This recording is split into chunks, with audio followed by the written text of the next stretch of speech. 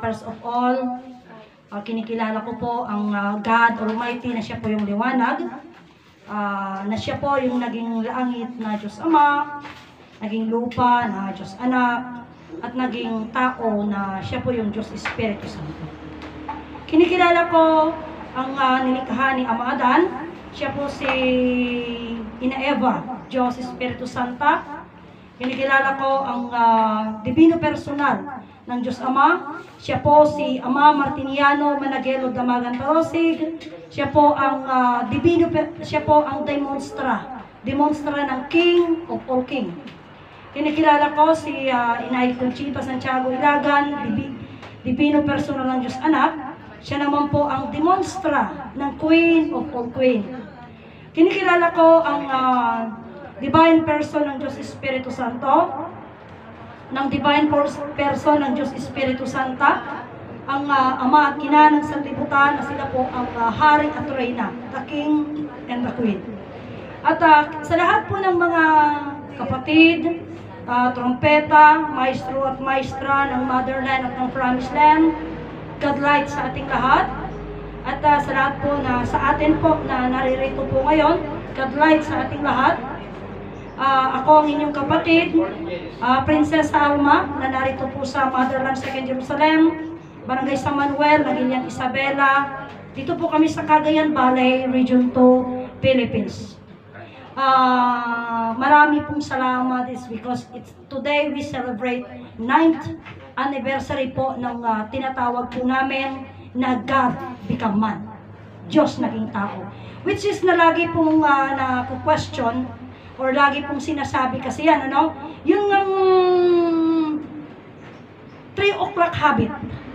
Yung 3 o'clock habit na mayroon yung heart, ay yung picture ni Jesus Christ, tapos mayroon siyang heart dito sa nakalabas. Di ba? Mayroon yung ganon. So, tinatawag nila yan na 3 o'clock habit. Mayroon yung sinasabi nila na something like the Almighty God, and then the Mighty One, yung mga ganon. So, actually, tayo po mga kapatid ko, ang pag-uusapan natin, iisang Diyos na po siya po yung naging langit, naging lupa, naging tao. Locally, sa mga religion, pagkagaya ng Iglesia ni Cristo, sasabihin nila agkakabagis da agpapadang pare-parehas sila na Iglesia ni Cristo, ang tawag nila kabagis. Okay, so that was actually brother or sister, something ganon. Pero pag hindi mo ka-religion, wala lang. Diba? Wala lang yon, walang pakialam. Kaya kahit kapatid mo sa ama at ina, kung hindi mo kaparehas na Iglesia ni Cristo, hindi kanya kabagis. Ganon. Pero sa katuruan pong ito, kaya nga sabi ko, lagi kong sinasabi na why we commit sin? Bakit tayo nagkakasala? Dahil hindi natin kilala ang Diyos. Wala tayong pagkakilanlan sa Diyos. Which is na actually, nagsasalita naman tayo ng Diyos, di ba? Mayroon namang Diyos. O, alam ko, alam mo. Kahit actually, mayroon pa nga yung sa Ilocano, Diyos, sa English, God. Okay? Sa mga Muslim, tinatawag nilang Allah. So, kumbaga, ang dami. Mayroon naman yung tinatawag nila Jehovah, something like that. Pero, mga kapatid ko, so kung sasabihin natin, iisipin natin, marami nga naging Diyos. So, none of us can really testify na iisa lang yung Diyos. Ngunit sa katuruang ito, mga kapatid ko, pinapatunayan namin na isa lang yung Diyos. Kaya, una pa lamang patutunayan din natin, mga kapatid ko, na being iisa yung Diyos, yung relationship po natin sa Diyos. Mga kapatid ko, yung relationship.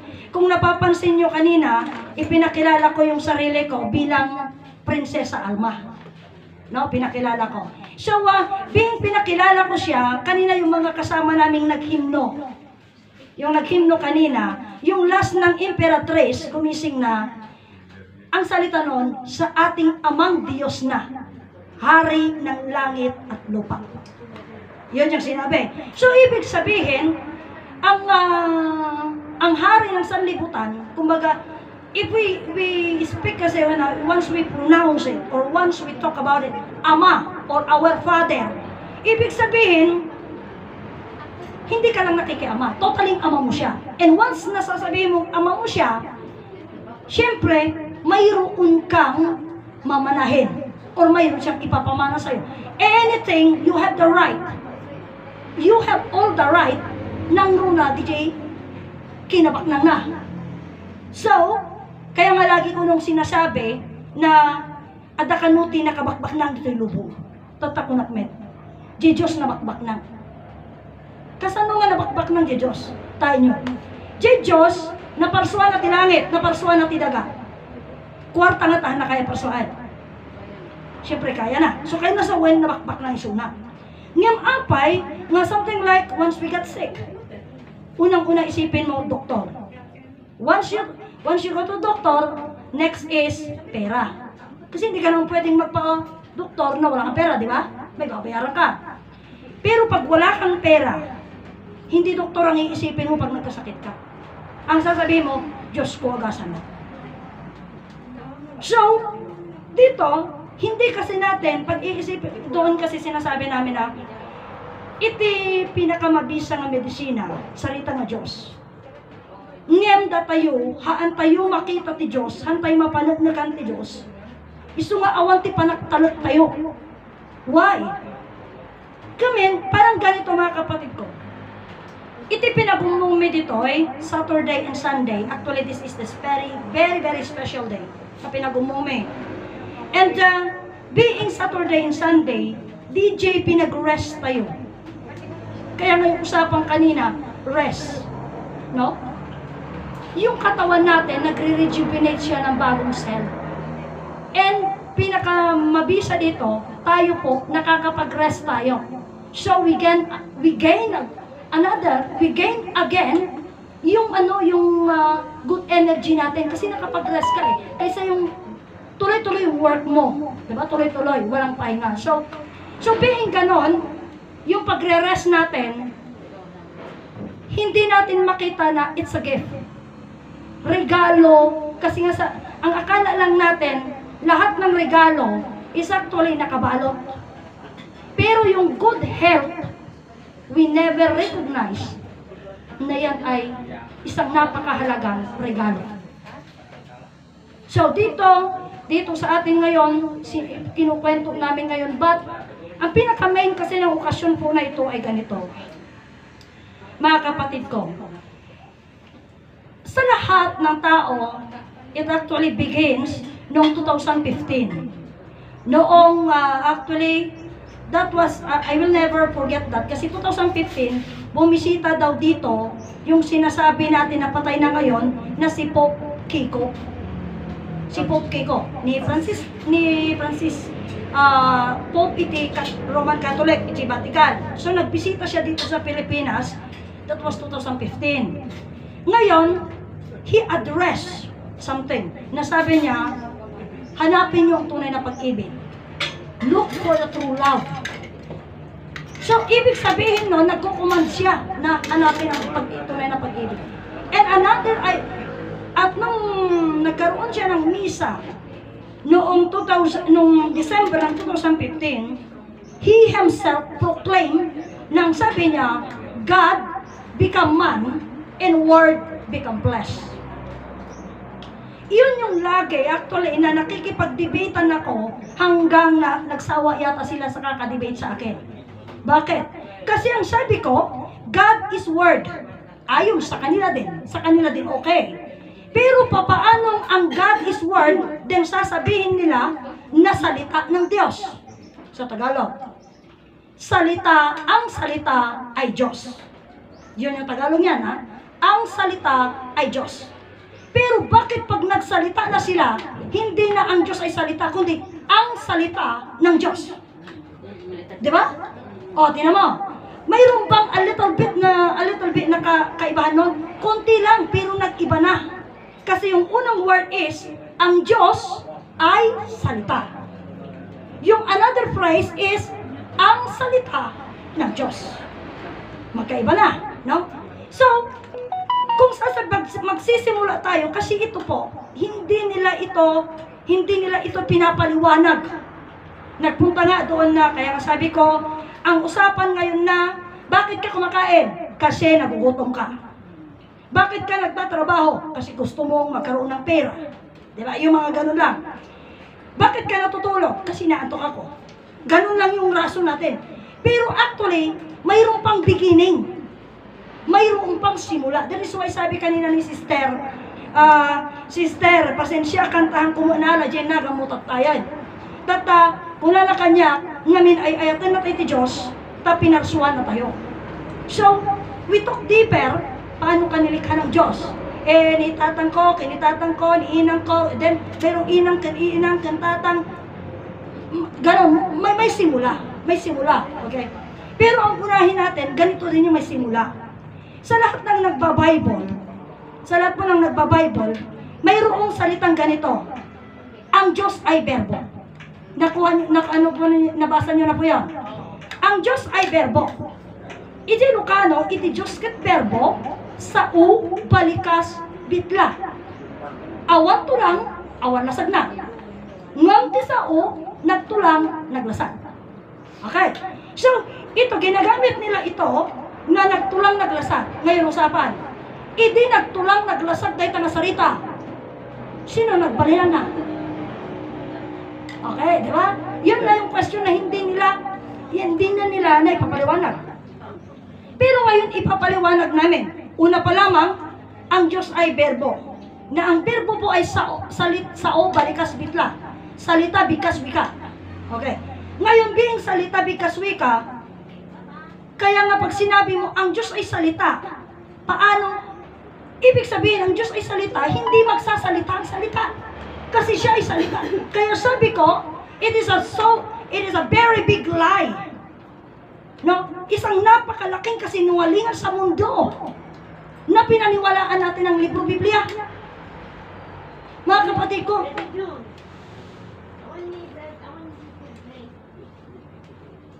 so, being nandoon po na ito po ay napakalaking kasinungalingan, mga kapatid ko, kaya nga sabi kanina ni Brother Prinsipe Petronio, kita nyo, inulbutan ta kailangan rin nagbayad kay Pai. Insuro ta kinaulbot, binayadan nyo man. Apay nga binayadan tayo. Gamin isuti amo tayo. Diba? Ngamin, ijay simbaan, at ati may isang tao magproklama iti Diyos, at sasawa iti sarita nga Diyos. Siyempre, DJ, maguyugoy tumitin di puso mo. Ito na nagnadya sakbaw, ay kinakapimpintas DJ, DJ, sarita na ni Apo Padi nga, adi nga iminsahe na. Ay ka maguyugoy tumadyarik na mo, nakibasilaw ko na mo dyan sa agasaw. Alap opereng. So, magbibigay ka, something like gano'n na. So, anyway, ganun po yung nangyayari sa atin. Pero walang nakaalam, kaya nga ito ipapaliwanag namin. Kaya nga dito, ang katuroang ito is hindi siya nagbabase ng libro Biblia. Totally, pinapaliwanag ko na ang libro Biblia is actually, I'm not saying na ito is a big lie. Isang malaking kasinungalingan. Kasi totoo namang nagaganap. Pero, being sasabihin nila na Holy Bible, mga kapatid ko, hindi siya holy. Bakit? Kasi napakaraming masasamang bagay na nakakwento dyan. Unang-una pa lamang, mga kapatid ko. Kaya nga sabi ko sa inyo, sa kwento nila na si Maria daw, nagbuntis. Okay. So, nung si Maria is nagbuntis siya, mga kapatid ko, nung nagbuntis si Maria, ang sabi nila, ang bumuntis sa kanya, espiritu ang makikita. Okay. So, being espiritu sa nga makikita, apaya sino ka di takaw ng anuang, kamong makita di yan. Siyempre, lumangmat. Diyan takaw, hanamit nga, iproklama nga takaw iso na eh. So, kaya nga sinasabi nila na, actually, si Maria na rin, kasi hindi niya kilala eh. Hindi niya nga alam eh, 4 months din, sabi, buntis na pala. Imagine mo, katindi. So anyway, ngayon po pinapakilala namin na kaya nagiging usapan na bakit hindi kami gumagamit ng libro Biblia? Kasi ang libro Biblia ay gawa ng tao. They were telling us that it is actually na iyan ay sabi nila na ganito daw. ay pinasulat daw ng Diyos.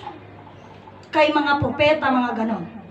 Kanina si sister, ang sabi niya ganito, noong daw nandoon siya sa kanilang paniniwala sa religion nila, noong payak pa yung religion, yung kanilang religion, is kilala sila ng pastor. Nung dumami na sila, yung mga mas mayayaman, diretso mas mayaman sa kanya, mas maraming naibibigay na love offering sa kanya, di syempre mas close na yung pastor nila doon. Syempre naman, mas kilala, mas close na. Very close na silang dalawa. Very close na sila doon sa mga, may mga bigger offering, mga ganon. So, ang kumot ibaga nga ba si DJ offering na. Yung syempre, nagpaiso, di dakal mamayat niya. So, kastoy ang muyo tinapasama iti libro Biblia. Ayon ti istorya ni Amo Martiniano. At dati matawag iti nga Lucas, Pablo, Mateo, Juan, di ba? Iti ko na ni Ama, dagito'y laeng nga tattao, tinadadakkel tina idonar na. Iti pan nakaaramid deta nga libro Biblia. Handa nga San Pablo, dagita nga santo nga San Pablo haan. San Juan, San Pedro haan. Isuda tinagdonar. Kaya rin na iti piyastaan, no sinno dagiti agdonar, isuda ti mainaga may announce. Agyaman tayo. Agyaman tayo dito yung misa ta sponsor ni Kastoy. Pero sa buwan takilibayan na. No si kanto nga nagtagkalang sa nga kasot, han kamay na kanan dyan. Nagkasabi. Ganun po anong nangyari. So, ito po mga kapatid ko, apay nga ipagpaliwanag mi daytoy. Daytoy dinagdakkel ko na kayo nga pamanagnak. Nga ti pamanagnak iti Biblia kabsat haan dayta nga pagayatan ti Dios. Hanga pagayatan ti Dios dayta. Kitain nyo, ti istorya iti Biblia kabsat istorya dagiti aari nga nagito inasawa na. Aari nga nanggugubat, nagiginubat da. Tata istorya mo ni Magdalena. Di ba? Iti pa ilang una nga panahon na dan Magdalena. Kaya wag kayong magtaka, bakit hanggang ngayon mayroon pa rin Magdalena? Mayroon na noon. Kat inyon una, da kayo nga, dagiti datayo, kabsat nga, at amamuan na nga pagbalasang nagsiko, pagkaanak, hanyo nga kuha data, hantay mas daaw, apay, ngamin ni Maria ti umuna jay. Nagsikop, kaya inalangon lang ni Joseph ang kade, inalangon na lang. Pero kung nadahang nga pudno, ajay nga anak na, tanang ti Diyos. Tata, dito'y kanyami siguro kanyo, tatay, adat isarita nga, ti apo tayo nga Iso Kristo, itinang subot, ti basbasol tayo, ngamin, ni apo Iso Kristo, adapay ama na. Kakuna na tatay ni sister, sino ngay ama na? Nakaisa maktas kuna na na ti ama ka ni Iso Kristo, kat iso ni Diyos Espiritu Santo. Diyos Espiritu Santo. Tatay, kung naman may suplik, tatay kanya tayo, kanya tayo nga naghimno. Langit na Diyos Ama, daga nga Diyos Anak, Adan, Diyos Espiritu Santo. Nalawag nga ro, nga ni Adan, anak na ni Jesus. Di ba? Eva, Diyos Espiritu Santa. Kita rin. Iso nga dito'y ang amin, hindi ko nakaroon din. Dito'y nga sorsoro, tunggal balikas at nakabalinan na. There is always an explanation. You are not just saying na, kagaya nito, di ko datay nagdumat di palawag ta, dati blessing me, kat agong muging iwat. Tatlo na nakagamin nga maawatan, kabsat, ati agong, iso ti pagnaan, iti biyag. Kaya wano iso iti exposen tayo, di dyan ti biyag. Biyag. Once you talk about these things, it's symbolized, naisimbolon nga biyag. Tata dito nga biyag, hamuli lipatan. Kasi ati panunungot lagi nga remembering lagi mo nga kiniisip. At pag tinanong ka, paano ka nabubuhay? Nabubuhay ako dahil mayroon akong buhay. At bibiyag at tadabiyag ko. No? How do you live? I live or I'm alive because of my life. Ganun po yun. So, ngayon, At dati salita tayo gamin, ang muyo, kabsat. Urayhan ko mga nasaya at nga pagsasaritaan, aramidan tayo amaw. Kita nyo, apay na tayo ni Kastoy, when akin nalipatan na naghangers. Tamo, supposed to be, wag mo nang i-joke yun kasi yung namatay is nakakalungkot, di ba? Nakakalungkot yun. Pero, haan di po nulaang, apay na tayo, hanangarod na lagi tinagangers. Nalipatan ng tinagangers sa niso na tayan. Pumanaw ka naman, di kararwana. Ay, pumanaw ka na si kararwana. Tatati problema, dahil taam aminin, so napantayo iji pasat itinatay nga saritaan. Pero, kabsat, ahang kung alukan kayo ay jay. Ang kayo alukan iji, istorya ang kayo lang. At, babalik tayo. God is love, God is light, God is love, and God is life. Tata, ibig sabihin nun, light, liwanag, hindi dilim, hindi darkness. Love, hindi hatred. And then, life, hindi patay. Hindi, ito, hindi kamatayan. Kasi buhay. Buhay. So, ang tanong ko, mga kapatid ko, isa pa nung sinasabi namin, ang Diyos man nakabalin. The God Almighty. So, being God is Almighty, mga kapatid ko, ibig sabihin man nakabalin. Yapanta. Ito Diyos man nakabalin, kaya lagi ko sinasabi sa inyo kanina, nalikha niya yung langit. Nalikha niya yung lupa. Mabilis na usapan, bakit mayroon ba sa ating inutusan niya na gumawa ng langit nung siya ay naglikha ng langit? May umakyat sa langit na may gumawa sa langit? Wala, di ba? Wala din siyang inutusan na gumawa ng lupa.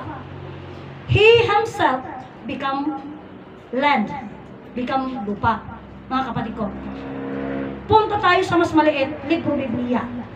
Sabi nila, yung daw mga apostoles na yan, na si Pablo, si Lucas, si Mateo, and so on, mga kapatid ko, yan daw ay at kano di ngay pinaltiingan na.